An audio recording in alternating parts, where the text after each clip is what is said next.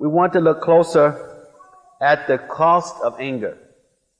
It is often significant to be able to bring and allow the shastra to be more alive. Sometimes we can know so much, but we can't, but we're not able to change unhealthy patterns in our lives. And this is why we find now that there are devotees who go to psychiatrists and some therapists, and even devotees who are having mental depression and committing suicide. And we wonder, well, what's going on? So many books and so much teachings there. Or why some of you go to other places, and sometimes it's very healthy. You have to go to other connections to learn sometimes things about how to work with certain types of blocks. The philosophy is there, but unless you can remove some of those blocks, you will not be able to embrace the philosophy holistically, wholesomely.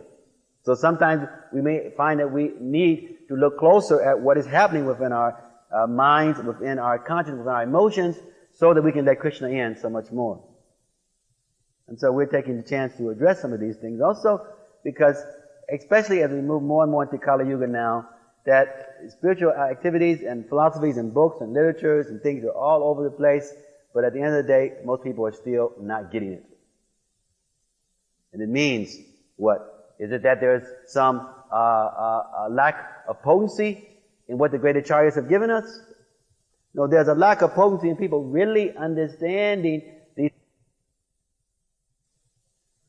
And with so much misery on the planet, spiritualists need so much more to be able to be genuine and fully authentic so that they can be more actively involved in raising consciousness, where they can be genuinely proactive and not in so much of a reactive mindset or mode.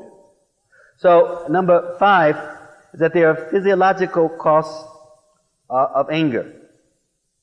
There's been, for instance, there was an interesting study following law students for 25 years.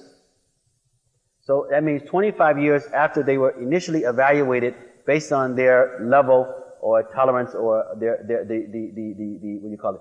The ratio, based on the principle of how prone they were for excessive anger.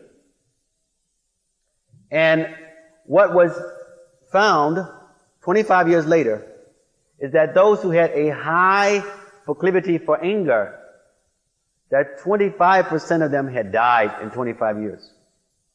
In contrast to 5% of those who had very low tolerance for anger. So that means 20% more likelihood for premature death. Or 20% chance likely that one will live shorter due to anger. So this is what it does just to one's psychic and one's physical existence.